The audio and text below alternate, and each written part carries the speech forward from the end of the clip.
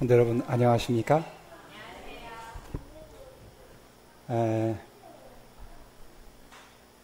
이 안식일에 또 우리 몇몇 식구들이 좀 출타를 했지만 여전히 우리 성도님들을 보는 것이 제일 큰 기쁨입니다. 여러분도 그러십니까?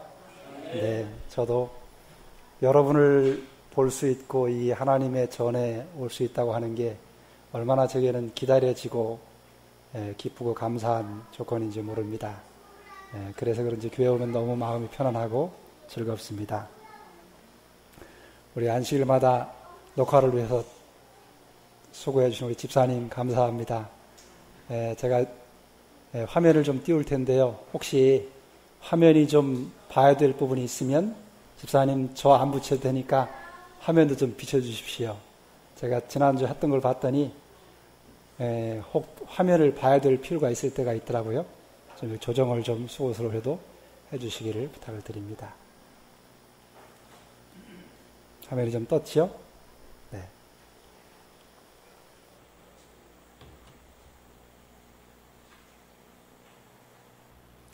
먼저 시작하면서 제가 좀 영상을 하나 좀 보여드리려고 합니다.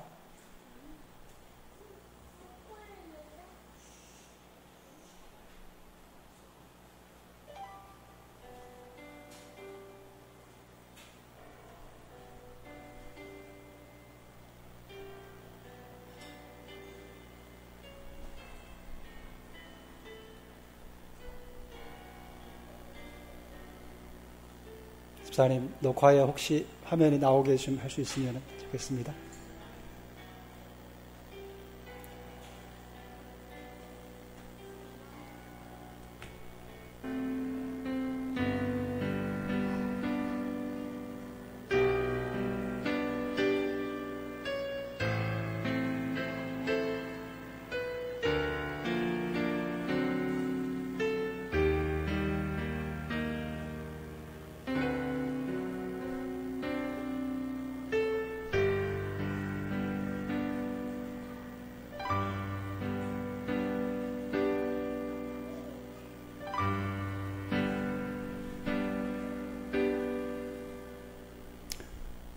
여러분, 인생에서 가장 소중한 것이라고 하는 이 책이 있습니다. 이 책에 보면은 이 어떤 책이냐면 이런 책인데요. 인생에서 가장 소중한 것, 이 국민일보의 선임 기자인 이태형 씨가 쓴 책인데요. 우리나라에서 제일 대표적인 멘토 17명을 이렇게 만나서 대화를 나누면서 마음에 얻은 가슴에 꼭 새겨두어야 할 인생 수업에 관한 내용을 이렇게 기록한 책입니다. 제가 이 제목이 인생에서 가장 소중한 것이라고 하는 제목이 마음에 끌려서 이 책을 좀 찾게 됐습니다. 여러분들은 여러분의 인생에서 가장 소중한 게 무엇이라고 생각하십니까? 여기 앞에 기록한 영상으로 보셨던 내용 가운데에 여러분 한비아라고 하는 분 아시지요? 여행을 많이 하고 이분이 지금 현재 월드비전 그 세계 시민학교 교장으로 있지요. 그리고 이화여대 국제대학원의 교수로도 그렇게 봉사를 하고 있는 분인데 여행을 참 많이 한 분이지요. 이분 그 대화에 보면 이런 내용이 있습니다. 어떤 사람이 한비아에게 당신이 마지막에 삶을 다 마치고 마지막에 어떤 사람으로 기억되고 싶습니까? 그렇게 질문을 했더니 이분이 뭐라고 했냐면 자기 자신에 대해서 이렇게 기억됐으면 좋겠다라고 하면서 뜨겁게 산 사람, 스스로와 타인을 위해 내가 가진 모든 것을 몽땅 쓰고 간 사람으로 기억되고 싶다. 그런 이야기를 했습니다. 여러분들은 어떤 사람으로 기억되기를 원하십니까? 아마 각자가 생각들이 다 조금씩 다를 것입니다. 여러분의 생에서 가장 소중한 것이 무언가가 있을 것입니다. 그런데 그것보다 더 중요한 한 가지 질문을 오늘 좀 여러분에게 드리고 싶습니다. 그건 뭐냐면 우리가 그리스도인으로서 가장 소중하게 여기는 것, 가장 중요하게 취급할 문제가 무엇이라고 생각을 하시는지 질문을 좀 하고 싶습니다. 여러분은 무엇이 제일 소중하다고 생각되십니까? 아마도 생각의 차이가 조금씩은 다르겠지요. 그러나 그리스도인으로서 하늘을 바라보고 가는 하나님의 자녀로서 가장 중요하게 생각돼야 될 문제가 있다면 저보고 이야기를 한다면 저는 이렇게 이야기를 하고 싶습니다. 오늘 제가 여러분과 함께 말씀의 본문으로 좀 선택한 구절입니다. 우리 같이 한번 좀 읽어볼까요? 함께 읽겠습니다. 시작. 예수께서 대답하여 가라사대 진실로 진실로 내게 이르노니 사람이 거듭나지 아니하면 하나님 나라를 볼 수 없느니라. 그 다음에 같이 있습니다. 예수께서 대답하시되 진실로 진실로 내게 이르노니 사람이 물과 성령으로 거듭나지 아니하면 하나님 나라에 들어갈 수 없느니라. 저는 그리스도인으로서 또 목회자로서 누군가 저한테 성도님 중에 한 분이 가장 중요하게 취급되어야 될 문제가 무엇이냐라고 묻는다면 저는 기꺼이 거듭남의 문제라고 말씀을 드리고 싶습니다. 이 문제는 그리스도인이 행하는 모든 문제의 가장 근본에 밑바닥에 깔려 있는 것입니다. 만일에 이 문제를 모른다거나 이 문제에 대하여 무지하거나 무관심한 채 지낸다면 어쩌면 우리가 행하는 모든 일들이 어쩌면 우리에게 유익이 되지 않을 수도 있다는 생각을 하게 됩니다. 여러분 생각해 보신 적 있습니까? 왜 이 문제가 이렇게 중요할까? 여기 본문은 니고데모라고 하는 유대의 관원에게 30대 초반의 젊은 나사렛 예수라고 하는 선생이 어두운 밤 자기를 찾아온 그 나이 많은 노학자에게 단도직입적으로 한 대답입니다. 사람이 거듭나지 아니하면 하나님 나라를 볼 수 없고 그 나라에 들어갈 수 없다. 그 이야기를 하신 그 뜻이 무엇인지를 우리는 좀 생각해 볼 필요가 있습니다. 여러분이 왜 사람이 거듭나야 되는가? 왜 예수님이 이 나이 많은 노학자에게 단도직입적으로 이와 같은 어찌 보면 인간적으로 보면 대단히 시건방진 그와 같은 답변을 하셨을까요? 여러분 이 문제를 좀 이해하기 위해서 우리가 좀 알아야 될 게 있습니다. 그게 뭐냐면 사람이 어떤 존재인지를 알아야 됩니다. 여러분 사람이 사람을 아는 것 참 중요한 문제이면서도 사람을 잘 모르고 지날 때가 너무 많습니다. 여러분 사람이 어떤 존재입니까? 각기 다양한 사람들이 있고 또 각기 다른 성향을 가진 그런 사람들이 존재합니다. 그러나 여러분 사람을 이해하기 위해서 우리는 크게 두 면에서 좀 생각해 보면 좋을 것 같습니다. 첫째는 사람이 하나님께로부터 창조함을 받은 당시에 다시 말하면 죄를 짓기 전에 범죄하기 전에 사람이 어떤 존재였는지를 이해하는 것이 필요합니다. 여기 영감의 글에 보면 이런 말씀이 있습니다. 사람은 본래 고상한 능력과 공정한 마음이 풍부되었다. 그의 본성은 완전했고 하나님으로 더불어 융화되었다. 그의 사상은 순결했고 그의 목적은 신성했다. 어떻습니까?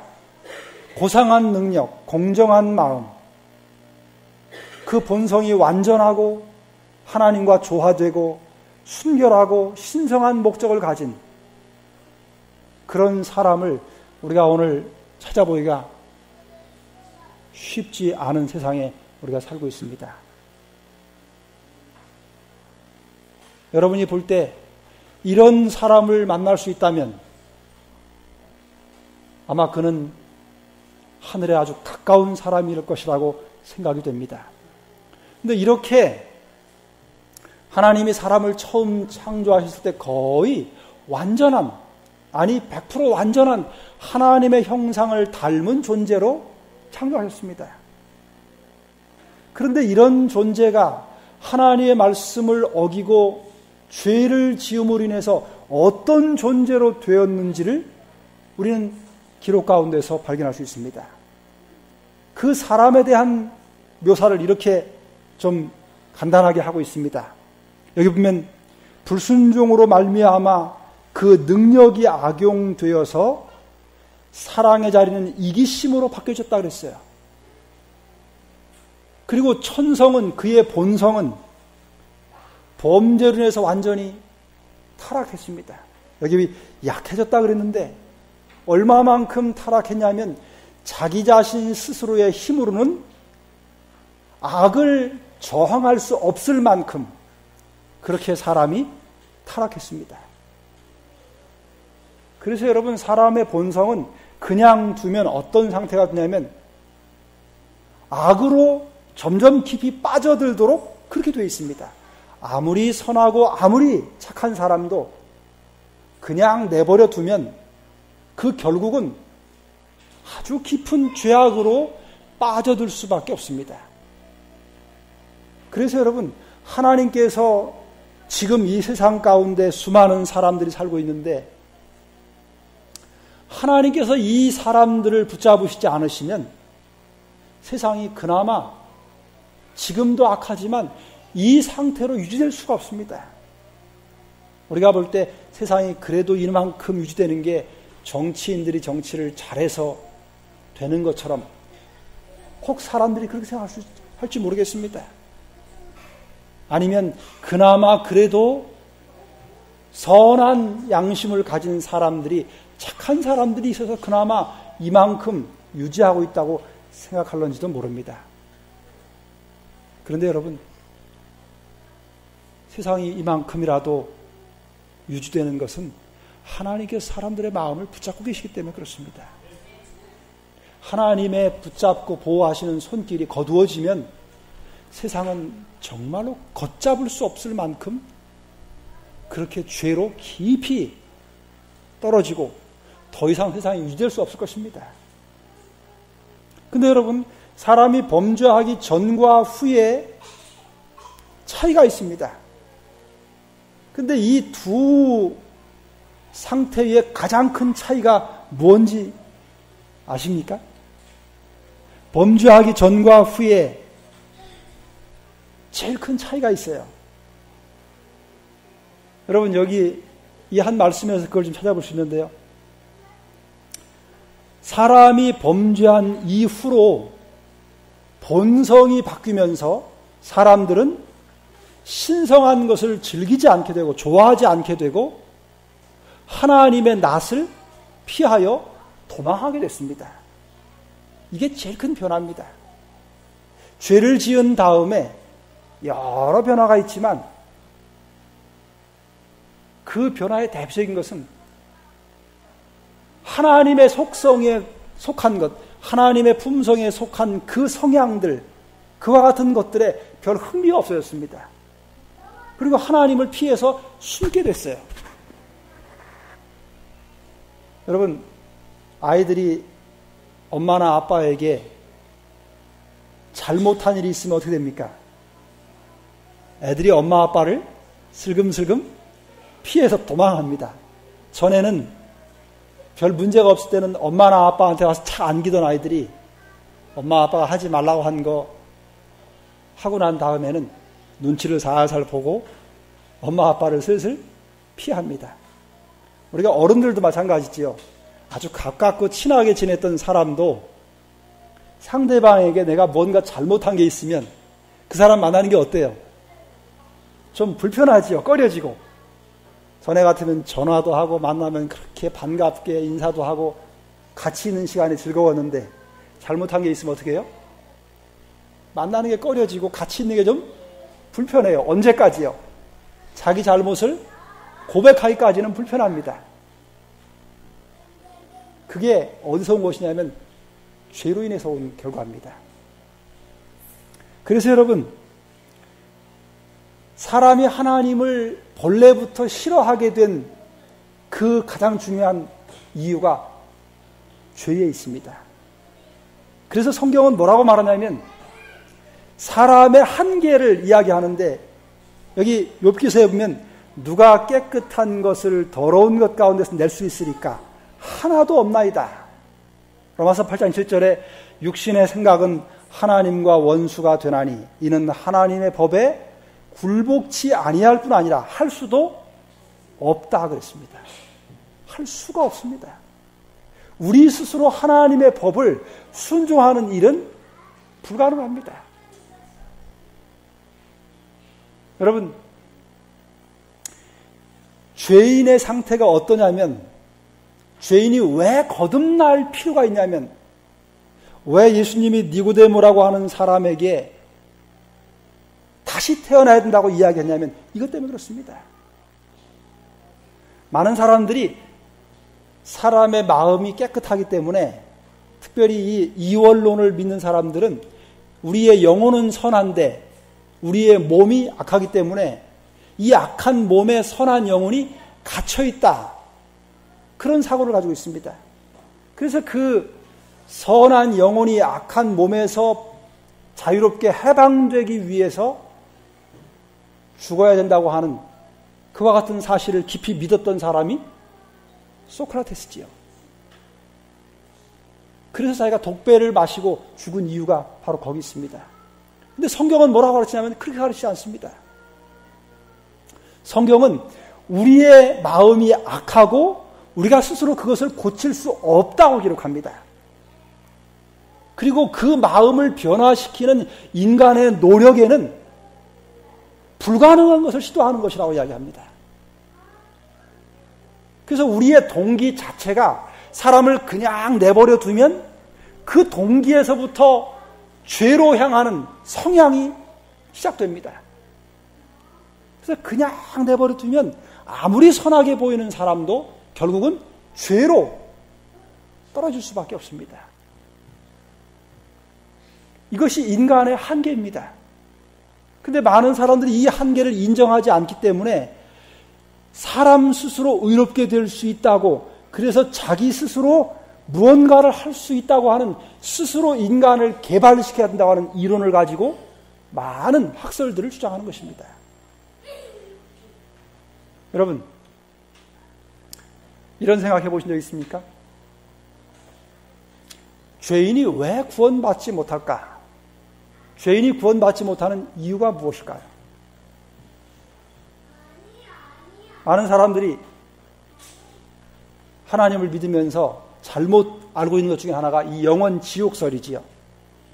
예수 천당, 불신 지옥이라고 그러면서 예수님을 믿지 않으면 지옥에 떨어져서 영원토록 그 지글지글 불타는 데서 고통을 당한다. 그러니 그 고통 당하지 않으려면 하나님 믿어라, 이렇게 이야기합니다. 그렇게 알고 믿는 사람들은 하나님에 대한 생각을 아주 잘못 가지고 있습니다. 그래서 사람들이 구원받지 못하는 것은 하나님이 죄인들을 벌해서 그들을 벌한 결과로 구원받을 수 없다, 지옥에 간다, 그렇게 생각합니다. 그런데 여러분, 성경은 그렇게 하지 않아요. 만일에 여러분, 하나님이 말입니다, 하나님을 믿지 않은 사람들을 벌해서 지옥에 들어간다고 한다면, 그 영원 지옥설을 그대로 믿는다면 하나님이 어떤 분이냐면 대단히 아주 두려운 분입니다. 한번 생각해 보십시오. 우리가 많이 살면 요즘은 이제 90세, 100세를 사시니까 100년을 한다고 치십시다. 100년 동안 살면서 하나님을 믿지 않았어요. 그런데 100년 동안 믿지 않고 죄를 지었다고 쳤을 때 밥 먹고 하는 일이 날마다 죄만 졌다고 생각해 보십시다. 그런데 100년 동안 죄를 지었는데 그 100년 동안 지은 죄인을 하나님이 지옥이라고 하는 곳에 보내서 영원히 그 지옥에서 고통을 당하게 한다면 그 하나님이 공정하신 하나님일까요?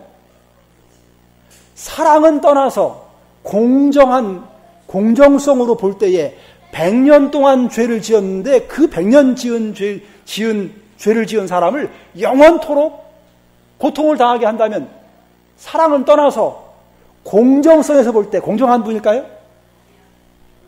절대 공정할 수 없습니다. 사랑의 하나님이기는커녕 어떤 하나님일까요? 아주 잔인한 하나님이지요. 겨우 100년 동안 죄를 졌는데 영원토록 고통을 당하게 한다면 그게 어떻게 잔인하지 않을 수 있습니까? 사람도 아무리 큰 죄를 져도 그 죄를 지은 사람을 최후로 극회에 처할 때 뭐합니까? 사형시키지요. 사형으로 끝을 냅니다. 그런데 하나님은 죽지도 않고 말입니다. 영원토록 고통을 당하게 한다면 어떻게 하나님이 사랑의 하나님 될 수 있습니까? 여러분, 죄인이 구원받지 못하는, 하늘에 가지 못하는 더 자세한 이유를 알 필요가 있습니다. 여기 여러분 한번 읽어보십시다. 같이 읽을까요? 시작. 죄인은 하나님 앞에서 기뻐할 수 없고 거룩한 자들과 같이 사귀기를 꺼릴 것이, 비록 그가 천국에 들어간다고 하더라도 그는 거기서 아무 기쁨도 얻지 못할 것이다. 여러분, 죄인을 왜 하나님께서 하늘에 데려가시지 않으시는가? 죄인이 하늘에 가면 하늘이 더 이상 행복한 곳이 될 수 없어요. 거기서 기쁨을 찾을 수 없습니다. 그 취미와 사상과 생각이 죄인에게는 하늘이 아주 불편한 곳입니다. 그래서 여기 세 번째 부분 같이 있습니다. 시작. 그에게는 천국이 말할 수 없이 고통스러운 장소가 될 것이다. 그는 하늘의 빛이 되시고 하늘의 기쁨의 중심이 되시는 자에게서 피하기를 원할 것이다. 그래서 여러분 하늘에 데려가지 않으실 겁니다. 여기 또 이런 말씀이 있습니다. 그런즉 악인이 하늘에서 제외되는 것은 하나님의 전제적 명령으로가 아니다. 저희 자신이 하늘의 교제에 부적당하기 때문에 제외되는 것이다. 하나님의 영광도 그들에게는 오히려 소멸시키는 불이 될 것이다. 저들은 저희를 구속하기 위하여 죽으신 자의 얼굴을 피하기 위하여 차라리 멸망을 자취할 것이다. 여러분, 죄인을 구원하시지 않는 이유가 여기 있습니다. 첫 번째는 하늘에서 행복할 수 없습니다. 하나님 그걸 아십니다. 그 취미와 동기가 하늘의 그 속성과 맞지 않습니다. 그래서 죄인이 하늘에 가면 차라리 이 땅에 사는 건 괜찮은데 하늘에 가면 하늘나라 가장 고통스러운 장소가 돼요. 그래서 결국은 죄의 속성의 결과인 하나님을 피해서 숨기를 원합니다. 차라리 하나님의 영광 가운데 있기보다는 죽는 것이 더 나은 그런 곳이 하늘이 됩니다. 그래서 하늘에 하나님께서 죄인들을 데려가실 수 없는 것입니다. 여러분, 죄인을 하늘에 데려가시지 않는 것은 하나님의 형벌 때문이 아니라 하나님의 사랑의 결과입니다. 그것을 지금은 우리가 잘 모릅니다. 그러나 주께서 오실 때 죄인들은 그걸 깨닫게 될 것입니다.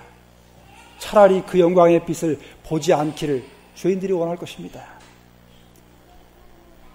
여러분, 왜 우리가 거듭나야 되는가? 왜 그리스도인에게 있어서 이 거듭남이 가장 중요한 문제인가?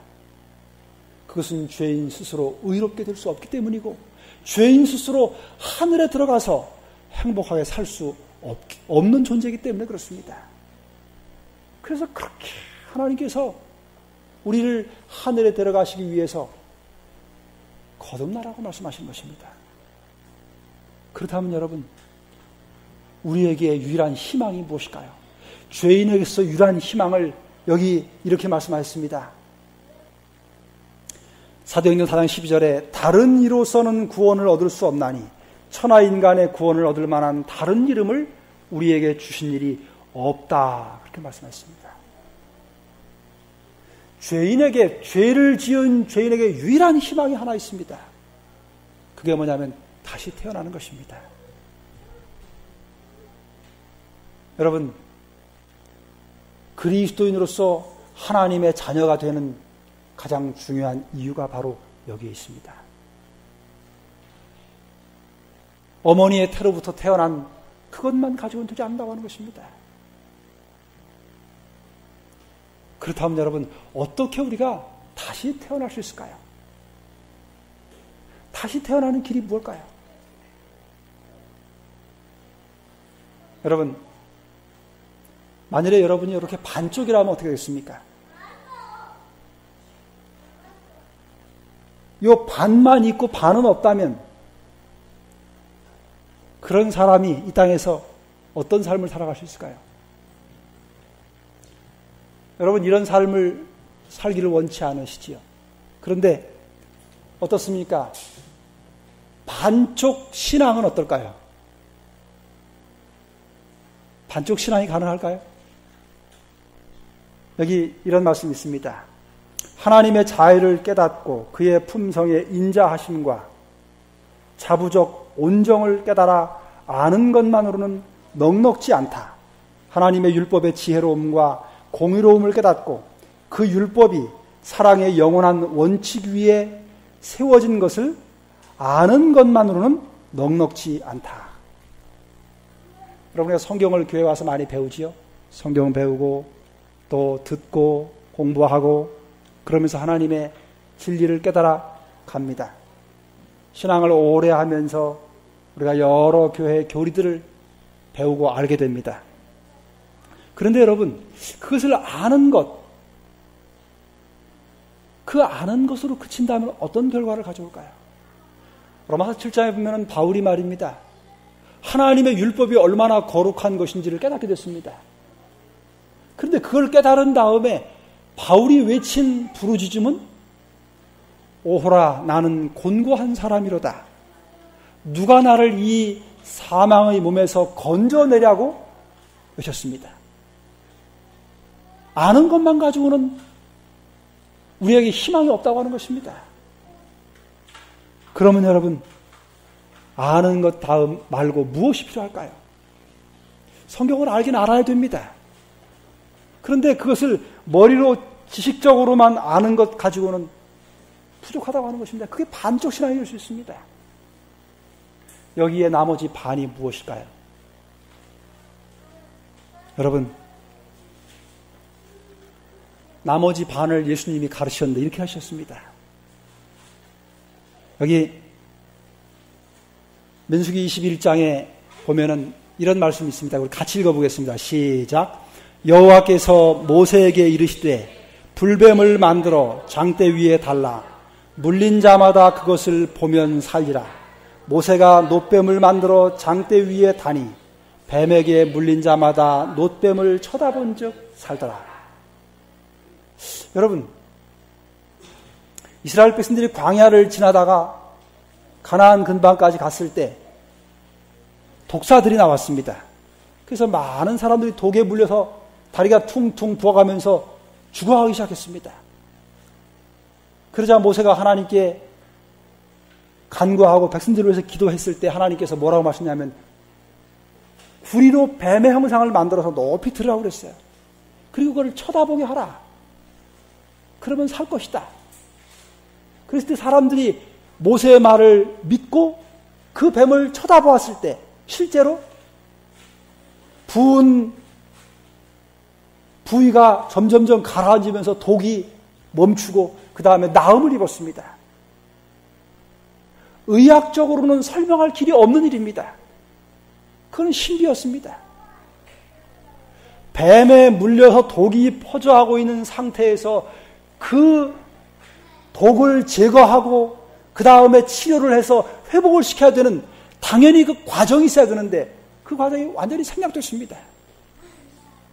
그리고 그냥 눈으로 쳐다보기만 하면 나음을 입도록 하나님께서 기적을 베푸셨습니다. 왜 그랬을까요? 근데 이 일에 대하여 말입니다.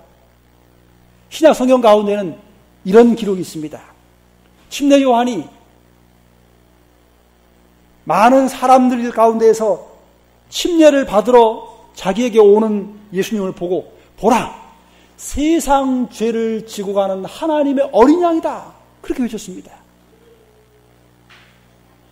그런데 예수님이 어느 날 밤에 자기를 찾아왔던 그 나이 많은 노인 학자, 존경받는 니고데모라고 하는 사람에게 이 거듭남에 대한 이야기를 쭉 하시면서 그 뒤에 무슨 말씀하시냐면 이 민수기 21장에 나오는 사건을 언급합니다. 모세가 광야에서 뱀을 든 것 같이 인자도 들려야 하리니 이는 저를 믿는 자마다 영생을 얻게 하려 하시니라. 무슨 이야기를 하신 거냐면 아는 것만을 가지고는 반쪽밖에 채울 수 없는데 그 아는 것 나머지의 반쪽이 무엇으로 채워질 수 있는지를 비결을 말씀하신 것입니다. 그게 뭐냐면 십자가에 달리신 예수 그리스도를 바라보는 것이었습니다. 뱀에 물려서 죽어가는 사람들이 그 노뱀을, 구리뱀을 바라보는 것은 아무런 과학적이나 의학적으로 근거가 없는 일입니다. 마찬가지로 죄의 결과로 본성적으로부터 타락한, 본성이 타락돼서 하늘과는 조화를 이룰 수 없는 죄인이 어떻게 다시 거듭나고 하늘과 조화를 이루고 영원한 구원을 얻는지를 예수님이 말씀하시는데 그 이야기를 민수기 21장의 사건을 가지고 말씀하시는 것입니다. 인자가 십자가에 달려 죽을 것인데 그 십자가를 바라보는 자마다 영원한 생명을 얻을 것이라고 그렇게 말씀하고 계신 것입니다. 여러분, 거듭남의 비밀이 바로 여기 있습니다. 거듭남은요, 우리가 무언가 노력을 해서 수고를 많이 해서 헌신을 많이 해서 얻을 수 있는 것이 아닙니다. 거듭남은 누구나 다 얻을 수 있는 방법으로 제시되는데 그것이 뭐냐면 예수 그리스도를 바라보는 것입니다. 예수 그리스도를 아는 것입니다. 하나님이 어떤 분인지 그분이 보내신 예수 그리스도가 누구인지를 아는 것입니다. 그 일을 위해서 하나님이 당신의 독자를 이 땅에 보내시고 십자가에 죽게 하신 것입니다. 그 십자가에 달려 돌아가신 분이 누구인지를 알고 그분을 바라보고 알게 될 때 거기서 새로운 생명이 시작된다고 하는 것입니다. 여러분, 여러분의 시선을 그리스도의 십자가로 향하십시오. 십자가에 달리신 예수 그리스도를 바라보시고 그분을 깊이 생각하시고 그분에 대하여 더 깊이 연구하고 알고 깨달으십시오. 그분을 알게 해달라고 하나님께 간구하십시오. 그럴 때 어떤 위대한 역사가 벌어지냐면 새로 탄생하는 거듭나는 역사가 여러분의 마음속에 일어나게 될 것입니다.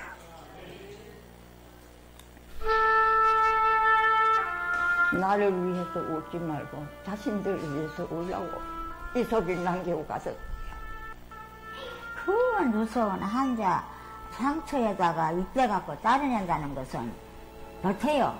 한 사람 못해요.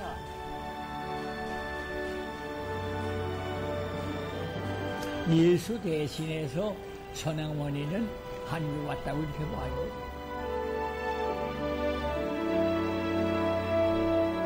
여러분, 한국 기독교 역사에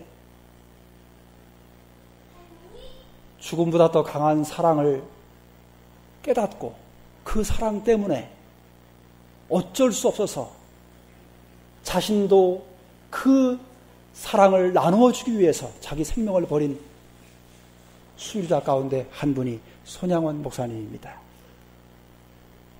여수순천 그 반란 사건 당시에 자기의 두 아들을 잃어버립니다. 여러분, 그 반란 때 자기 아들을 죽인, 두 아들을 다 죽인, 그래서 사형 언도를 받은 그 범죄자를 자기의 양아들로 법정에 탄원해서 그 형을 정지시키고 그 아들을 자기 양아들로 삼고 그리고 그에게 죽음보다 더 강한 그리스도의 사랑을 나누어준 살아있는 실존 인물이지요. 역사의 인물입니다. 어떻게 사람이 그렇게 할 수 있을까? 하나님을 믿는 그 믿음을 포기하게 하기 위해서 십자가의 못을 거꾸로 박아가지고 빽빽한 그 십자가 위를 맨발로 끝까지 걸어가기까지 믿음을 포기하지 않았던, 그리고 그 진물과 고름이 나는 나병 환자들의 그 상처를 입으로 빨고 그 고름을 빨고 그러면서 그들을 위해서 자기의 생애를 온전히 다 바친, 인간이 도무지 하기 어려운 그런 삶을 살았던 인물입니다. 여러분, 어떻게 그렇게 살 수 있을까요? 사람의 본성으로, 타락한 본성 자체 가지고 그렇게 할 수 없습니다. 그것은 하나님께서부터 받은 새로운 생명이 그 안에 있었기 때문에 그렇습니다. 여러분이요, 자기 아들을 아끼지 아니하시고 우리 모든 사람을 위하여 내어주신 이가 어찌 그 아들과 함께 모든 것을 우리에게 은사로 주지 아니하시겠느냐. 여기 여러분, 하나님의 마음은 죽음보다도 강한 사랑으로서 이 세상에 당신의 자녀들을 극진히 사모하신다. 그는 당신의 아들을 주심으로써 온 하늘을 선물로 우리에게 주셨다. 여러분, 그 죽음보다도 강한 사랑이 오늘 우리를 강권하고 계십니다. 그 사랑을 사모하고 그 사랑을 내 마음속에 품기를 원해서 하나님께 간구할 때 새로운 생명이 우리에게 주어지고 죽음보다 강한 사랑을 우리의 삶에 실천하게 될 것입니다. 같이 한번 읽어보겠습니다. 시작. 우리는 우리를 위하여 드리신 그 놀라운 희생을 묵상하여 보자. 온 하늘이 잃어버린 자를 도로 찾아 아버지의 집으로 데려가기 위하여 소비하고 있는 노력과 정력의 진가를 생각하여 보자. 이보다 더 강한 동기를 가지고 이보다 더 강력한 동력을 사용할 수는 없는 것이다. 여러분, 그 사랑을 결코 외면하거나 소홀히 여기지 않게 되기를 간절히 바랍니다.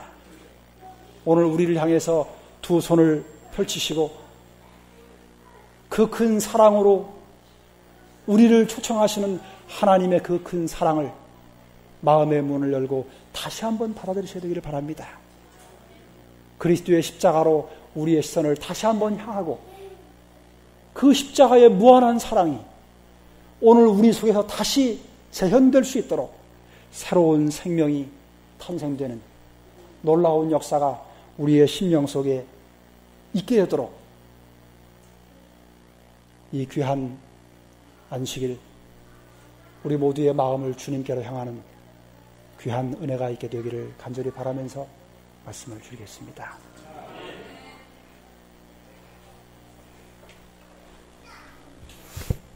감사합니다. 다 함께 일어나셔서 마치는 찬미 361장 찬미를 부르시고 이 시간 말씀 주신 목사님의 축도로 모든 예배를 마치겠습니다.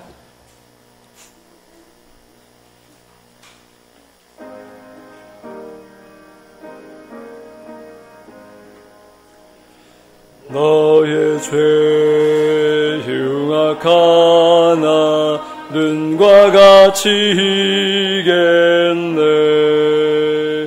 너의 죄 흉악하나 눈과 같이 이겠네. 죄의 피 흉악하나 계시겠네. 너의 죄 흉악하나 너의 죄 흉악하나 눈과 같이겠네. 눈과 같이겠네. 악한 죄 벗을 자는 어서 주께 나가게. 악한 죄 벗을 자는 어서 주께 나가게. 하나님 크신 사랑 자비하도다. 악한 죄 벗을 자는 악한 죄 벗을 자는 어서 주께 나가게. 어서 주께 나가게. 너의 죄 사해 주사 자취 없이 하시네. 너의 죄 사해 주사 자취 없이 하시네. 불쌍한 만민들아 오라 하시네. 너의 죄 사해 주사 너의 죄 사해 주사 자취 없이 하시네. 자취 없이 하시네.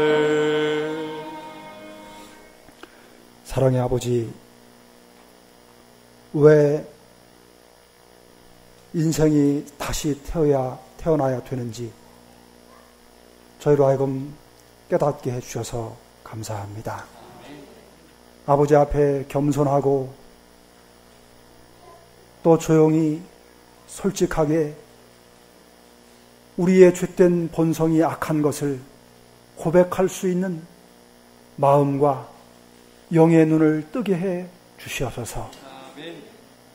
그래서 오직 위로부터 오는 생명, 하나님께로부터 오는 생명을 받을 때만이 우리에게 희망이 있음을 마음에 깊이 절감할 수 있도록 우리를 축복해 주시옵소서.